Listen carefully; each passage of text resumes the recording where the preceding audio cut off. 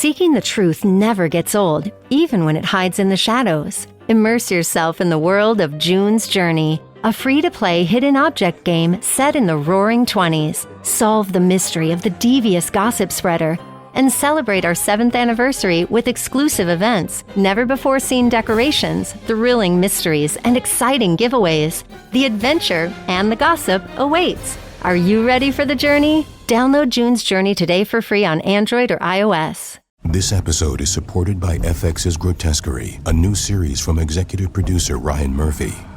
Heinous crimes unsettle a small community, and the local detective feels these atrocities are eerily personal, as if someone or something is taunting her. Starring Niecy Nash Betts, Courtney B. Vance, Leslie Manville, and Travis Kelce.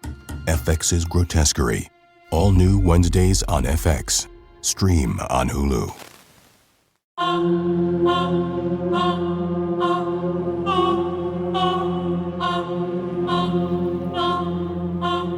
Okay. Hi, Laura. Hey. Hey, so we're back with the Laura Brand Serial Killer Whisperer. Last week we were talking about Micheal Gargiulo because he is coming up in the news again because he's being charged, or his trial's happening out in Illinois. He got extradited. It's funny because like Ashton Kutcher's name has come up again since this whole Diddy thing. And there was somebody that came out that kind of was making the case that maybe he was the one who, well, he either saw it or he may have been participated in Ashley's murder. Did you see that? Some people were coming out and saying that? I do, and I understand why people may think that. Because when he said he looked in the window when he went to Ashley's house, knocked on the door. Yeah. The window he looked into, you would have not seen, the blood splatter or, anything that would have shown a murder, that type of thing. So I understand, that's kind of like contradictory to what he's saying. He may have opened the door. He may have seen it, gotten scared, walked out. But 100% Micheal Gargiulo did kill. Yeah. There's no doubt. Yeah. I just thought it popped up in the news again. Mm-hmm. Or not even the news. It was just like all over the internet. Like as soon as his name was mentioned in the Puff Daddy thing, like literally the next day, they were connecting him to the Ashley's murder. I'm like, it's crazy how that happens. Well, yeah, because of course, one of his girlfriends is murdered in cold blood. Of course, with the scandal, the people want to connect it, but there really is no connection. Yeah. I can tell you that Micheal Gargiulo is a cold-blooded serial killer. Yeah. Mm-hmm. All right. So where did we leave off last week that we were talking about? All right. So we finished up with Trisha and Ashley. Mm-hmm. And we had just started to talk about Maria, who was the third victim of him. So I said the Valley. It was El Monte, where she was killed. So she had just separated from her husband and moved into this complex there. And it was a secure complex. You needed a key card to even get into the premises. There was about 80 units inside. And right after she moved in, she starts complaining to friends that this guy is stalking her. And her next door neighbor reported seeing a guy with a black hoodie, black hat on, peering into her windows, trying her doorknob, literally trying to break into her place when she wasn't there. So she was being stalked well before she was even killed. Mm-hmm. The night did he actually tell you that that's what he used to do, or did he reveal any of that information? He said the same thing as Bittaker. Like he would go and like kind of peep Tom type of stuff, like the night crawler stuff, teenage years, which is very typical for serial killers. They kind of start with this stalking behavior very early on, peering into windows. This is where the fantasies start to emerge. Yeah. And yeah. Well, even like trying to, strike up a conversation with their victim. Ironically, well, yeah. I mean, Micheal did know Trish, and he did infuse, himself into Ashley's life. You see him lurking in the background of her pictures with her friends. It's like a selfie with the pictures of her and her friends, and you see this creepy guy. Photo bombing. Yeah, it's very eerie. Same thing happened to Maria. She wasn't even in there 10 days, and she was just constantly complaining to friends that this guy was just following her around. She brought in some groceries into her house, left the door open. He followed her into her home, her like apartment even. She was like, "Can you get out of my apartment?" And even the neighbor complained to the landlord that this guy was trying to get into her place and constantly peering into her windows before the murders. Yeah. So creepy. It is. And he was actually living with his second baby mama, who was pregnant at the time, too, while this was happening. Gargiulo had a second baby mama? Mm-hmm. Yep. He was living in her apartment during the murders. Wow. Mm-hmm. Was she part of the investigation? Did she testify against him at all? She did. She was called into court. Wow. Mm-hmm. Yeah. So the night of Maria's murder, she went out with her husband, who she was separated from. They went out to a restaurant. They were drinking until late. I think it was like 1 or 2 a.m. They came back to her apartment. They had intercourse. He left. He left around 3 a.m., he reports. So the next day, he actually came to the apartment, knocked on the door. He was the one who discovered her murdered. So there was a very short time frame from when she was actually killed, from 3 a.m. to early in the morning. And it was a really vicious killing. The body once again was posed. The one thing that was... How was it posed?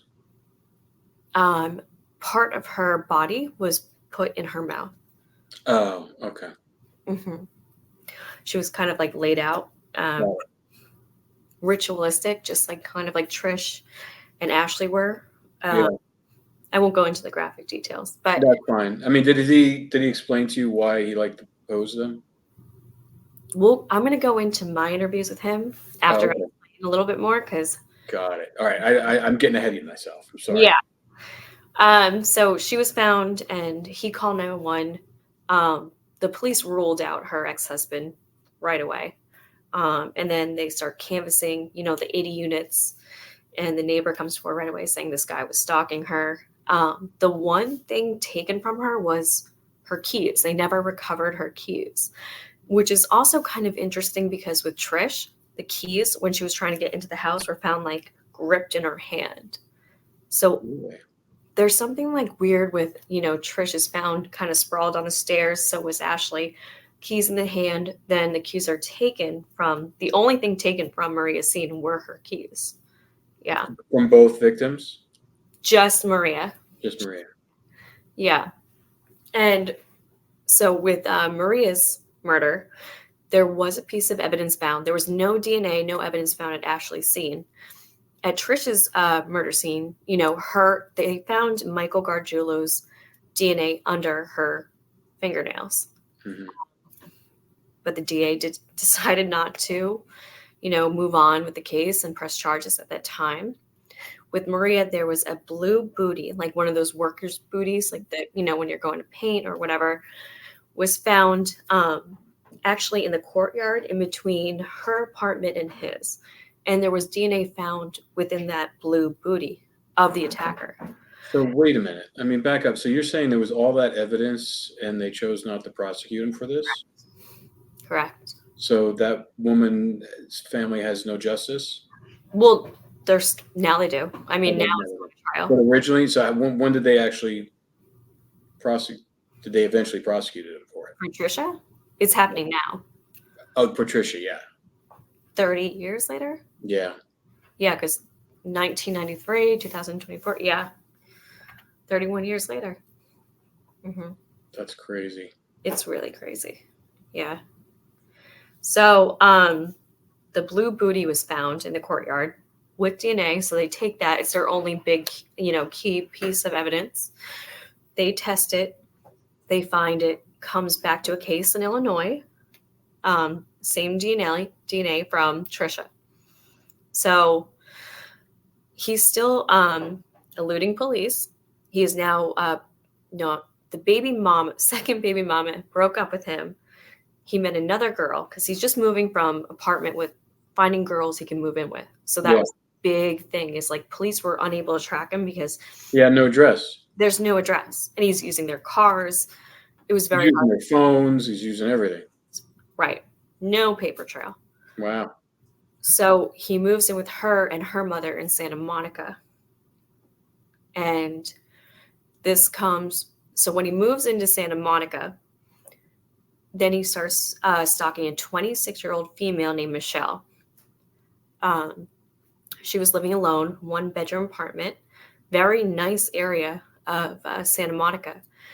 And it was around, I think it was a little after 10 or 11 p.m. He broke into her place, same way he broke into Maria's. He would cut the screens going through the window. And Michelle woke up to a man on top of her, stabbing her in the chest. Wow. Yeah. She started fighting. She put her hands up. She suffered severe wounds to her hands from defensive wounds. Thankfully, she was small. She was only like 5'1", and she was able to scoot her body and actually kick him off of her. Wow. And as she did so, he fell back and he got up and he actually said, "I'm sorry," and ran out of the apartment. Yeah. But before this happened, it was a big struggle, and he actually suffered a knife wound himself. So as he ran out of her apartment in Santa Monica, his wound from his hand was actually dripping blood all over her apartment, all the way down the stairs, and nearly back to his own apartment. Oh, wow. Yeah. How far did he live from there? Like walking distance? Yeah. Yeah, because he was always close to his victims. That's why he's labeled like the boy next door killer. Mm-hmm. Because he's literally next door. Yeah. Investigators come, they test the blood, comes back to the same guy who killed Trisha, who killed Maria. But now they have enough to finally, or at least the DA finally feels they have enough to arrest him and bring him in. Yeah. Crazy.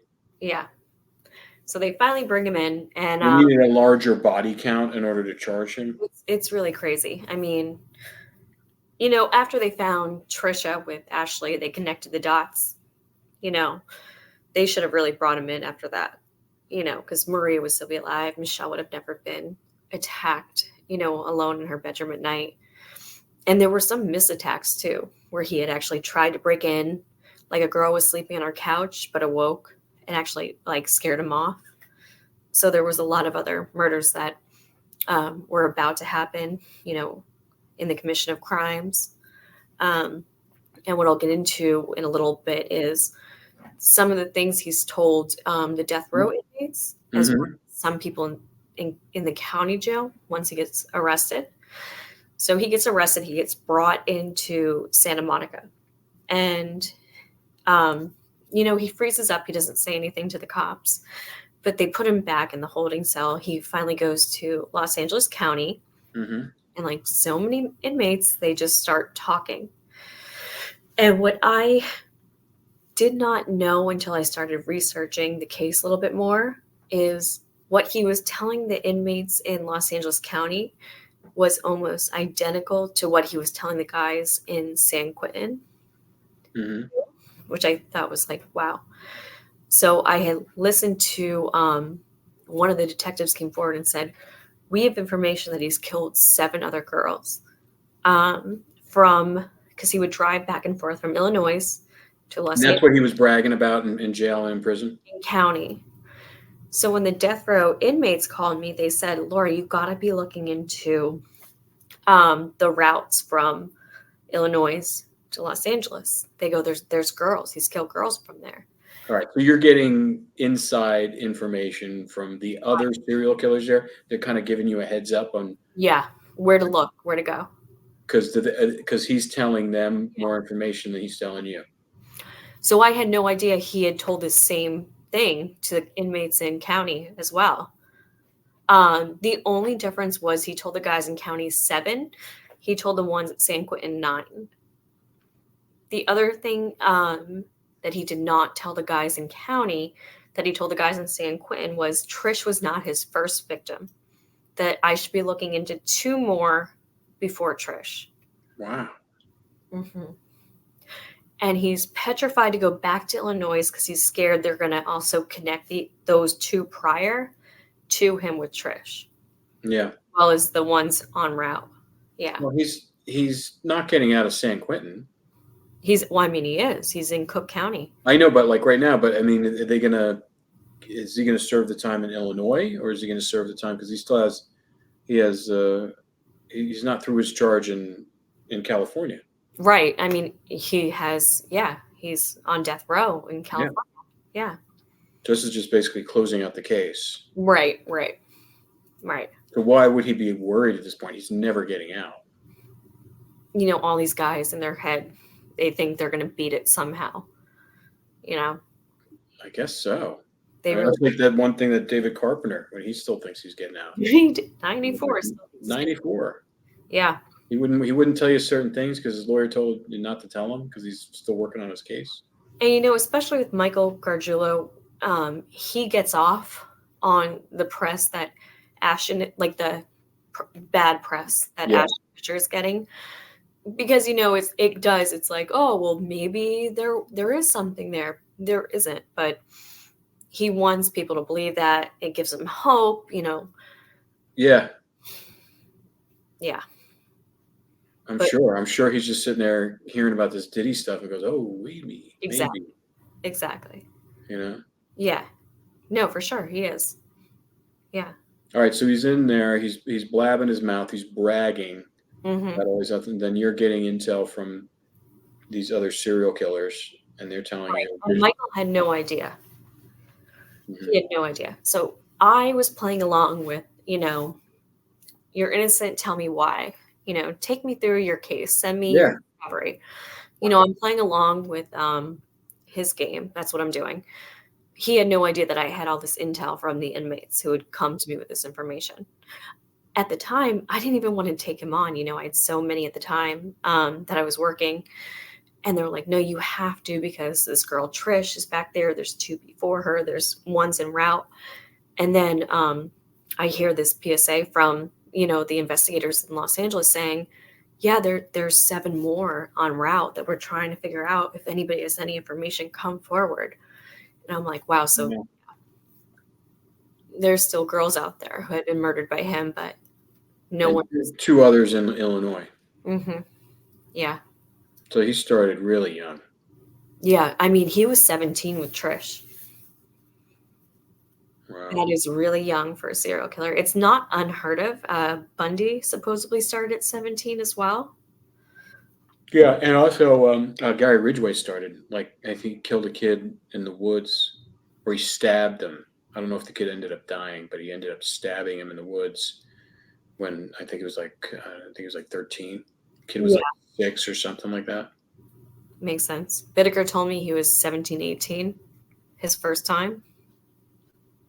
So, yeah, I mean, some of them do start that young. Yeah. All right. So Gargiulo, I mean, when is his trial again? So they just had another court session. When was it? The 20th. Mm-hmm. So they're going forward, with Trish. And I don't know any more details. I don't know if they have a date. I don't know what new evidence they have. I know it's a new DA who feels confident with the case. He wants to bring it forward on him. The big thing with Trish's murder is the DNA on her nails. Michael was a family friend. He was best friends with her little brother, Doug. Uh-huh. In the household, she drove in his car a lot. Could that DNA have come from that? But her brothers and her parents testified that night before she even went out to hang out and do that scavenger hunt with her friends. Mm-hmm. Very long, hot shower. She was constantly in the taking long, hot showers, washing her hands. There would have been she didn't encounter Michael that night during the scavenger hunt. There was absolutely no reason why his DNA should have been anywhere on her. Yeah. And I mean, I can't see why it would be under her fingernails. Can't imagine what her family has to go through. And then I can't remember. Have you spoken to the family at all? Not yet. Not yet.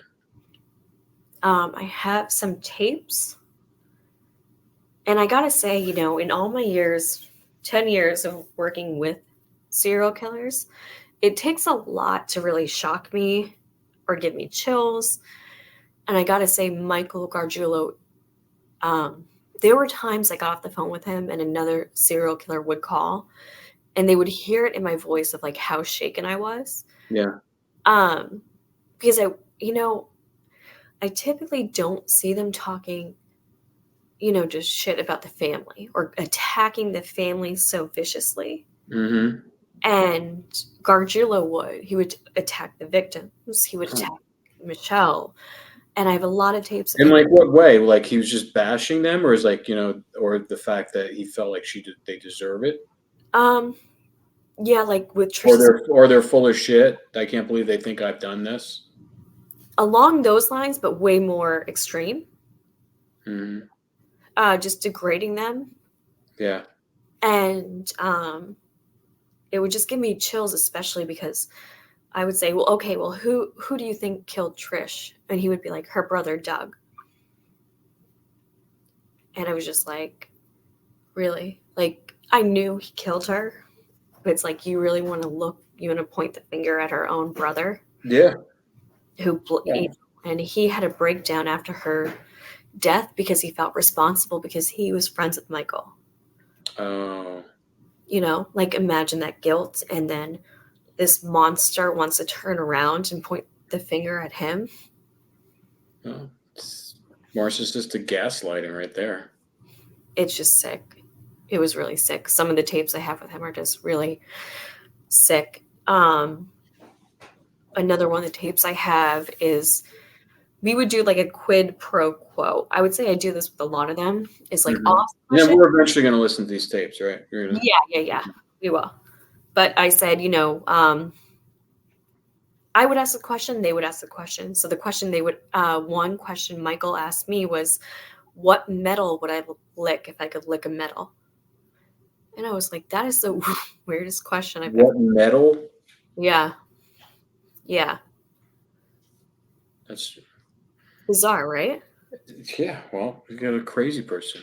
Well, yeah, but he did it in like a sinister way. And he starts talking about the smell and taste of copper. And I knew he was kind of like baiting me because obviously copper is blood. People report, the smell of blood is like copper. So he's talking about the smell and taste of copper. Yeah, I didn't know that. I didn't know that the smell of copper and the smell of blood are similar. Yeah. I had no idea that. Oh, yeah. So when he said it, I instantly was like, okay, now you're just playing with me.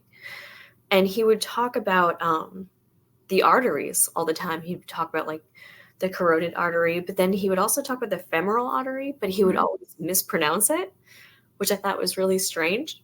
But he was actually really obsessed with the femoral artery, like always talking about it. And in one conversation, I thought it was eerie. He talks about, he goes, do you know if a heart stops pumping and you flick it, it'll start pumping again? Yeah. Well, yeah. He was fascinated the way how he can make all that stop. Mm-hmm. Yeah. Because the way he's talking about it very mechanically.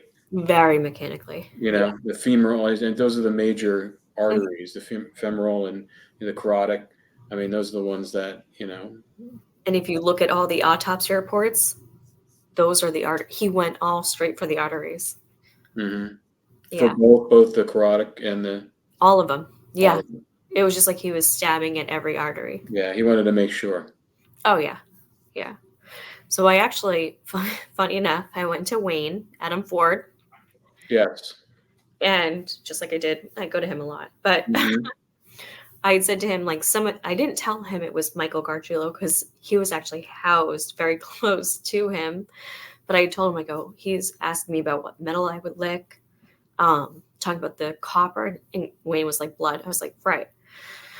And it was funny because right when he said, what metal would you lick? I instantly said knife, like just knowing where his thought was going. Yeah.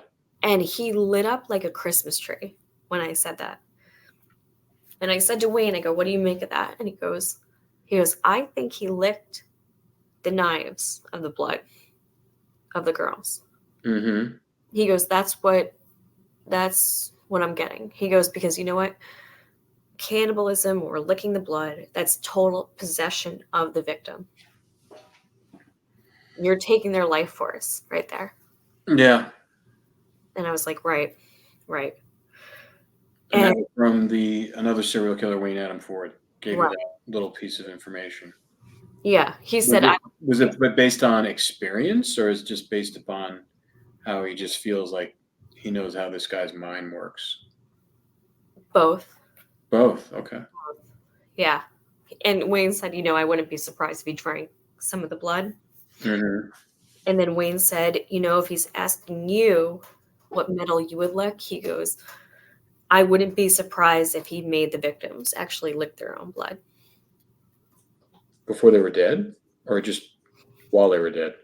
Before, like as a sadistic torture.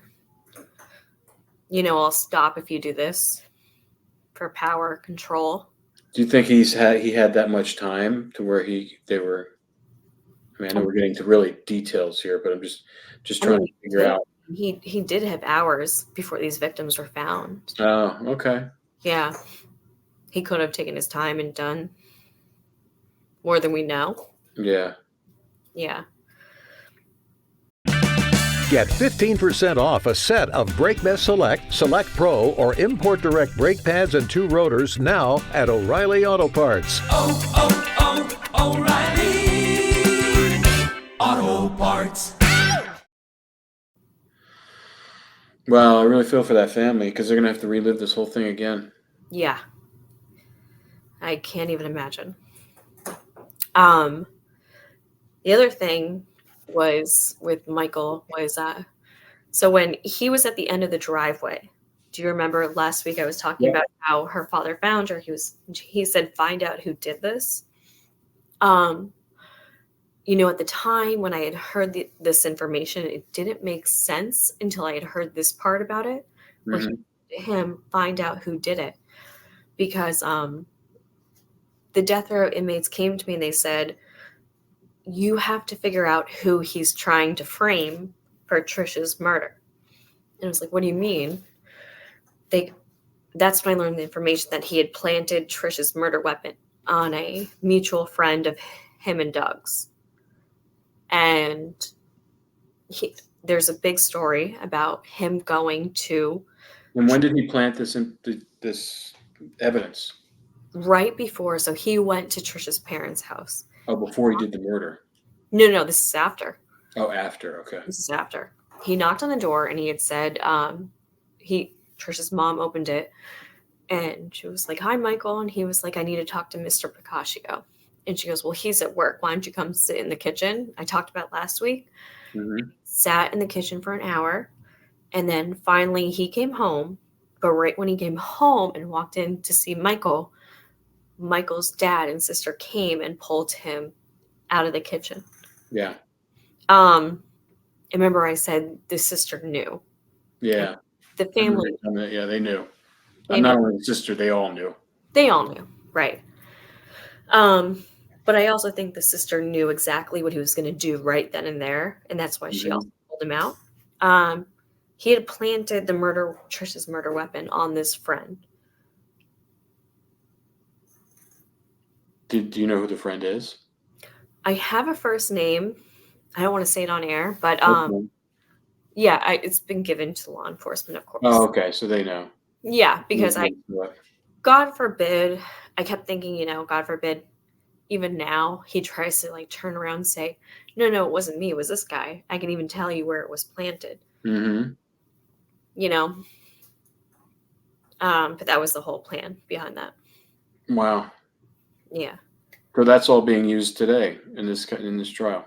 Well, I don't think, yeah, pretty much. I don't know if they're going to go into that whole aspect of him trying to frame somebody. Yeah.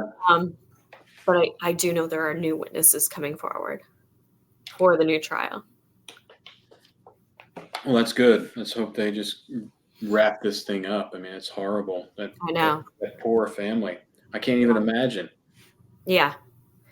Because you got to think, I mean, he was 7 years old, 7 years old when he, became best friends with Doug, her little brother. Yeah. Old.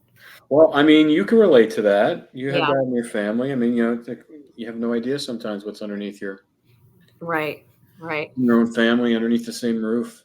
I know. It's just like you don't know you never really know what's going on in someone's head. It's crazy. Yeah. It's scary. Yeah. All right, so that's happening, and what other stuff has he talked about in these interviews, that some of these recordings? Give us some like headlines. Okay, well, besides for licking of blood and smell of copper, That's a pretty big headline. I mean, yeah, the big Listen, thing. I'm glad that's the first time I've ever heard that before, though, the whole copper and blood smelling the same thing. Oh, yeah. I had no idea. The second he said it, I was like, oh my God, he's talking about blood. Yeah. He was obsessed with blood and, every artery. He would talk about it like all the time. But the first thing he would talk about was, the death row inmates told me, they were like, he's going to try to put you in his dungeon, which I talked about on. Yes, the whole dungeon thing. Like, what do you mean his dungeon? And he did. He was like, oh, you're going to be in my dungeon. And he would write these texts of like, you're going to get on your knees and be in my dungeon. And I was like, what? Yeah. Did he actually have a dungeon somewhere? Yeah, it was like a fantasy dungeon. It's a fantasy. So it wasn't like, in and Lake where they actually had a dungeon. No. Well, God, I hope not. But I mean, he didn't have a place of his own. So I was going to say, yeah, he only lived off of females. So couch surfing. Right. But no, I think it was just like a big sexual fantasy thing for him. But he had girls writing to him, like playing into this dungeon fantasy of his. Oh, I'm sure he's got plenty of fans. Does he have like people that write to him? Yeah. That just amazes me. I mean, I know you talk to him all the time, but you have a reason to be talking to him. Right. These people just want to be entertained, or they just want they want a relationship. They're not even that interesting. Like, to be honest. Trust me, I've interviewed them all. They're not that interesting. They're really not. They're pretty boring. I mean, yeah. And insecure. But that was Michael's big thing, was the dungeon. And, I had to side swipe that quick because girls were playing into it. And that's when I wrote him back. I sent him a picture of me with the big dungeon, like as a joke. I said, get in my dungeon. That was smart. Yeah. So that's how I started. And then, Smart, but also were you a little apprehensive of what his reaction would be? Or did you know what his reaction was? No, because I know like how scared these guys are. Like they're all cowards. So I knew it would intimidate him. But Killer cowards. There's a title. Killer cowards, exactly. No, they really are. So I knew it would not only intrigue him, but also intimidate him, which is what I wanted to do, which is what worked, and at this point, even when I've gone to some pretty other infamous SKs, like just recently BTK, he was like, hi, Siren in San Quentin. So there's no real hiding anymore from these guys. Like they know exactly who I am. They know exactly why I'm here. Oh yeah, word's gotten around. Sure. They all know who I am. There's like, I think every serial killer at this point knows who I am. They know what I'm coming for too. So, so I'm kind of just on front at this point. You want to be part of the study? Do you want to help me do this, that? I just cut through the bullshit, Yeah. That's what it is. I'm not here to just, Well, in the beginning you were gathering data. Right. And now you have so much data. Now I have that you realize you've had all these conversations, hours and hours of speaking with these guys in cages and on phones and little iPads and stuff like that. So you know what to edit out in your conversations very quickly now. I've kind of, I put them like, now I'm just at the point where it's like, if I'm going to answer the phone, you better like deliver. I'm not just going to get on the phone and talk about the weather. Exactly. I don't hear you complain. Exactly. I don't care what you're eating in prison. I don't care how your day is. I'm going to be honest with you. I just don't care. Like, if I'm getting on the phone, I have so much on my plate at this point. Like, we have to be working, and I make it very clear to them too. And how does that feel? Because like in the beginning, I mean, you were like, you had to finesse your way in, and also you didn't know what their reactions were going to be. right. I mean, You have so much more, such more of a baseline of these guys' personalities and how they think, and so now you can kind of, you're inside their head. Oh yeah, completely. Like, I can actually like think about exactly what they're going to say next too. And I'll say it before they do. And they're like, how did you? And I'm like, I just know you at this point. Exactly. Even Gargiulo, I barely knew him, but I knew when he was going for, the copper, and he said, what would you lick? And I was like, knife. And like, he lit up, and I was like, yeah, because I knew exactly what you were thinking. And I was going to say it before, it's just like you start to get on that wavelength with them. Mm-hmm. You hear it from when you work with so many of them, especially after 10 years, it's like you're already there. Yeah. You know exactly what they're going to say. I mean, listen, I mean, you have a lot of information in your head based on these guys. How do you discharge that? Like when you have to not think about it anymore or just go to sleep, or do you discharge it? Yeah, definitely. I mean, how many come down from that? It's hard. Like, I would say probably the first couple of years, it was really hard. Like, I didn't know how to compartmentalize it. Actually, a funny story. So when I first started interviewing, I started going to, sounds so weird. I started going to a playground at night and swinging on the swings. I used to love to swing on the swings as a child. I'm sure, yeah. They're just kind of rhythmic and right. And I went to, it was a spiritual class. And I had told somebody there, I go, I just started interviewing serial killers. And for some reason, every night, like around 10 p.m. till 12 a.m., I'll just go swing on the swings. Pitch black, at a playground. It sounds so weird. Just a huge target for any budding serial killer. Right? Some chick just swing on the swings. But they said to me, they're like, oh, that's you holding on to that last bit of innocence that you have. You're going back to your childhood. Oh, yeah. Yeah, that makes sense. And I was like, oh, it makes perfect sense. And I go, then they go, but it'll stop. And I was like, oh, once all my innocence is fully gone, they're like, yeah. And it did stop. It did stop. But yeah, in the beginning, that's what I used to do. I would go swing on the swings. Yeah. Yeah. I mean, just before we had to delay this podcast because you had an emergency call from one of them. Yeah. They were thanking somebody. Yeah. Yeah. So that's so funny that they call you when stuff happens to them. Yeah. Well, they're doing all the prisons. Sorry, that's my cat. Going nuts. Not a serial killer. Serial cat. Serial cat, yeah. But yeah, so right now in the California prisons, they're actually doing like searches of all the death row inmates because there's been a huge increase of porn, drugs, weapons, and cell phones. How do they get cell phones in there? I mean, I couldn't get. I mean, I don't know. I do know.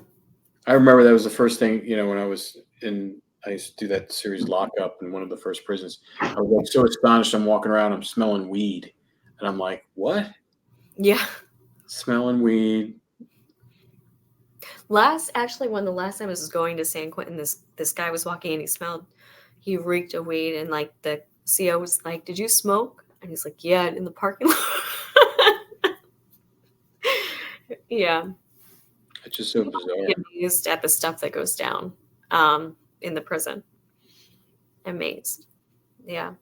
Yeah. So what is it like up there now? Is there anybody left up there? Yeah. Ford is still there. Joe Danks, another serial killer from LA, still there. Marlo is still there. Marlo. Yeah. Mm-hmm. He just sent me a message too. He wrote a new book, a manuscript he wants me to look at. Oh, okay. Mm-hmm. He's one of those serial killers, though. I mean, we were talking about cowards. I don't think he falls into the coward category. No, he doesn't. Yeah. He's a downright predator. Like, Yeah. like Yeah. And I really want to follow up. I really want to find an expert on this electroshock therapy, because there was another death row inmate who also came to me and swears by it, just like Marlo. And I was talking to Ford. I was like, "Do you think there's anything to it?" He goes, "I've seen guys change going through it." And I was like, "Really?" How could you not change? You got like all that voltage going through you. I mean, yeah, the rewiring. I mean, Yeah. I I don't don't know know. why they don't try ibogaine or something Always like talked that. about, yeah, Remember we were talking about that? I mean, that does the same thing without. Are they exactly? Mhm. And are they doing it anywhere else, like outside the U.S. treatment of inmates with like psychotropics to try to rewire their brain? No, I mean, like I said, there was the one guy in Canada who got shut down, but I Oh mean, yeah. he went to the extreme. He did the whole entire prison, which is just crazy. So I feel like, I really think it would be great to try it with Yeah. I really think, if we're doing electric shock therapy, why aren't we trying something like that? I know that's the ridiculous thing about the medical community. They'll do electroshock therapy like thousands of volts through your brain, Right. you Right. know, and although they won't try like psychotropics, which have Natural? no Right. residual effect other than just internally rewiring your brain Right. Exactly. Exactly. out of control. We got to get an expert on to talk about that for sure, because Okay. I think we're both really intrigued by that. I am, yeah. I mean, it's just I don't know. I mean, I just seeing the most recent studies what they've done with like um, people that have been in war, PTSD, Right. people that were like suicidal, and and they go down, and you can do it. There's a clinic down in Mexico, I guess they all go to. Oh, really? Yeah, yeah. There's been a couple. I've seen a couple interviews with some um, servicemen who've had really bad PTSD and have went and did it, and it's changed their lives, and like in a very, very short period of time too. Yeah. Yeah. They'll be down there for like 3 days or 4 days. Yeah. And like I said, I mean, ayahuasca has an 80% cure rate for heroin addiction. I mean, that's I insane. didn't know that. Yeah, 80%. And, even they used to use it with DID, Mhm. because it would allow a psychiatrist to actually explore the trauma that was causing, the split within the brain of Mhm. personalities. And it's like, why aren't we using this to explore people's trauma? And Yeah, you look at a serial killer who has trauma, especially from the childhood. Why aren't we using it to, explore that trauma within a yeah, criminal or a serial killer? If we can get to the root of the problem, maybe that can fix it. But we're yeah. not doing, the methods that we have that can, help us explore that more. Yeah, I know. I mean, it's helped. They use it for people who are like terminally ill, who Right. try to get out of, because to get out of that cycle of like doom and gloom thinking, and Mm-hmm. depression, and it works for them. Yeah. Yeah. It's pretty crazy. So, all right. So Gargiulo. What else about Gargiulo? Okay. So let me think back to more of my nonstop tapes with him. Let's see. Okay, so with Michelle, I will say, he told me 6 different versions of why he was in her apartment, because he can't escape the fact that his blood is actually in her apartment. Oh, okay. So he's continually defending himself. Trying to, at least. But I would say the one that really stands out of all the different stories he's told is that she was stabbing herself, and he heard her screaming, and he ran into her apartment to try to stop her from stabbing herself, and got cut in the process and ran out. Wow. Yeah. Well, that's a pretty bold statement. Whole story. It was same as Ashton Kutcher is the serial killer. I would have loved. I can't wait to hear him explain that. I want to hear his tone. I want to hear his pitch. I have all the tapes of it. Yeah. Oh, I can't wait to hear that. Yeah. That's crazy. I actually made some memes. The Like, victim is responsible for the victim's death. she was stabbing herself in the middle of the night. Stabbing herself. Okay. Because that's how a female would even try to. Exactly. Right. 26-year-old girl. Yeah. Uh, crazy. And her screens were cut open. Yeah. Yeah. She did that beforehand. Beforehand. Right. To make it seem like that Gargiulo killed him. She set him up. Yeah. And I had said, okay, so if you were walking by and heard her screaming and thought, okay, I'm going to go help her, how did you know what apartment it was? How did you know where to go into? How did you, she's in an apartment complex. That makes no sense at all. You would know exactly where she was in the apartment, but nobody else around that apartment complex came out or tried to help. Mm-hmm. Nothing he ever said made any sense. He tried to blame Maria's murder on the ex-husband. Yeah. What other, his particular personality, does it, because I'm sure there's some parallels between some of the serial killers. They have some commonalities in the way they do things. Does he have any commonalities with any other serial killers? Or is he sounds pretty, in some aspects he does, and then other aspects he's kind of unique in a way. He's very unique, I gotta say. Well, the first thing, when the death row inmates came to me and said, you gotta talk to him, they go, he is a spiritual sadist. And I was like, what do you mean? What? And they're like, no, he talks about religion and, prophecies and all this type of mumbo jumbo, whatever. And I was like, but then he talks about dungeons. And I was like, wait, what? So what Gargiulo did not know is that I'm very close with a killer cult leader.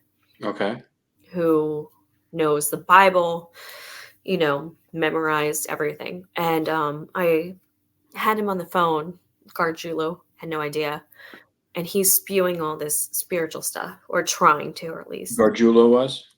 Yeah. Yeah. And he hangs up and I go, what do you make of it? He goes, it's all bullshit. He goes, he's read a couple of lines from this book, this book, this book. Yeah, he's a poser. Yeah. Mm-hmm. He was like, he doesn't know anything about what he's talking about. Yeah. Yeah, so it's just kind of an act he does. All an act. Yeah. Yeah. I guess it would serve him well inside prison. People stay away from him if they think he's completely crazy. They don't think he's crazy, but he was a lot of the reports of him is boasting. He tells everybody that he was a multi-millionaire in LA. Yeah. His brother, he was an actor. He was an actor, boxer. His brother was his best friend, owns Paramount Studios. His brother's working for Paramount Studios. They were working for, you guys know who. But yeah, they're making all these big movies, blah, blah, blah. He had Super Bowl rings from Tom Brady. It was always, he always wore Prada, Gucci. But he's working as a plumber, living off of girls. So pathological liar. It's like John Lovitz. Yeah. On Saturday Night Live. Yeah. Everything. He's the biggest and best at everything he does, So what was their take on him, all the other serial killers? Did they think he's just did they have the same impression? Well, you do that kind of stuff in prison, you talk like that and you're all bullshit, they sniff you out quick. So, I mean, a lot of the guys just wanted to beat him up just for running. To shut him up. Stupid. Yeah, exactly. Exactly. How often does that happen on death row? A lot. I mean, you're lucky if you just get beat up on death row. Mm-hmm. Yeah. No, they'll take you out. They'll stab you. Has it happened to any of the ones that you're talking to? Have they gotten? I know, obviously not taken out, but they've gotten beaten up or gotten to it. Yeah, a lot of them have been stabbed too. Yeah. It seems to be the method there, getting shanked. Yep. Crazy. Amazing. Gargiulo, has he been pretty safe inside prison, or has he been? So far, but I mean, now he's in Cook County, which is He's in Cook County Jail, right? He's not in Cook County. Yeah, so that's where he is. I think that's a big reason why he is faking that he had 2 aneurysms and a stroke, and now he has a walker. Because he even said to me, like, he was petrified of Cook County. That's a bad place. It's no joke. Yeah, it's like LA County. LA County is no joke either. Yeah, LA County, Cook County. I think Cook County is probably worse than LA Yeah, County. probably. Yeah.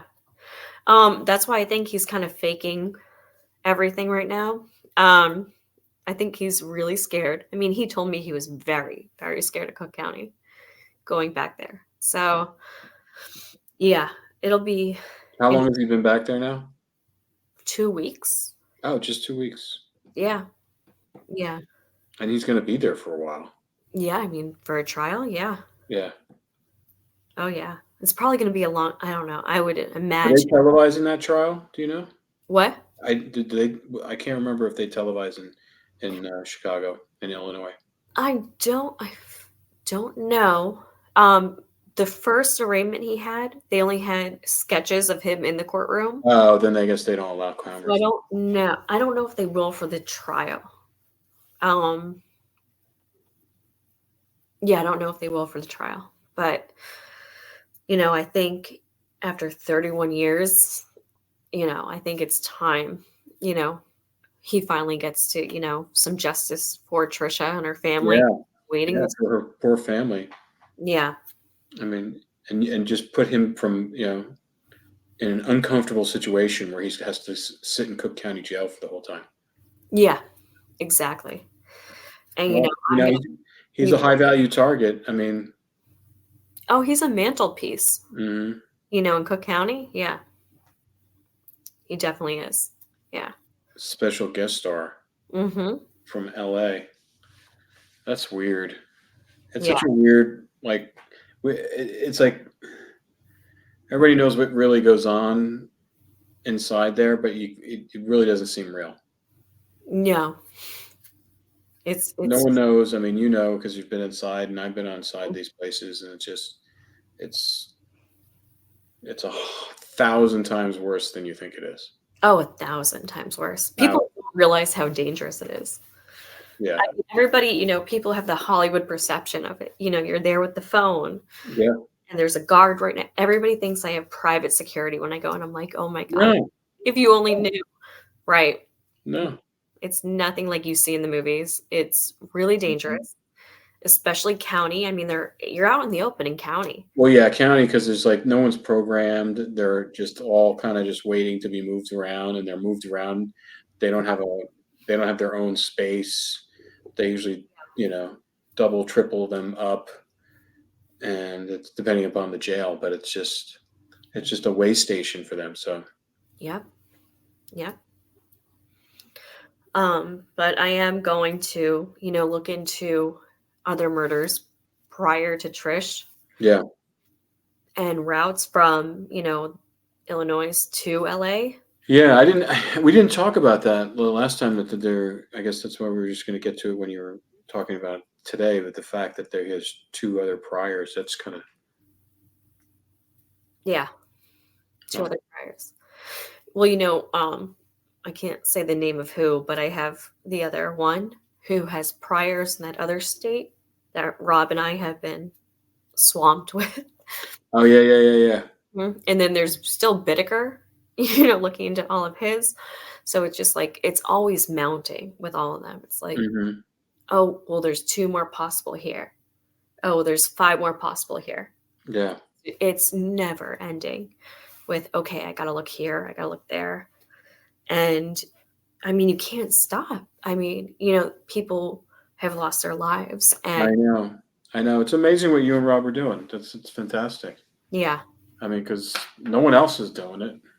Yeah. We were there may be some people out there like yourself, some other people that are taking on things, but not at the scale that you're doing. No, we took a call. It must have been 1 or 2 a.m. the other night. And I was just like, I called and I was like, are you ready? And he's just like, guess so. And we were up until 5 taking that call. Wow. And I mean, we got a ton of information on some unknown murders, but I mean, yeah, it's just, you never know what's going to come in. Yeah. What's going to come in? Yeah. Yeah. It's a lot. Yeah. Crazy stuff. All right. So you're going to start digging through those recordings and we can start listening to them. Yeah. So next week, I think we've built up enough of him. Suspense. Exactly. Because I want to hear him. Yeah. Cindy, want to hear him? Yes, she does. She does. She's here in spirit. She said yes. Yeah, I'll get the tapes ready for next week. So I know. Okay, cool. All right, Laura. Well, listen, you have a good night. Thanks for staying up with us. No problem. All right. Take care. Night, guys.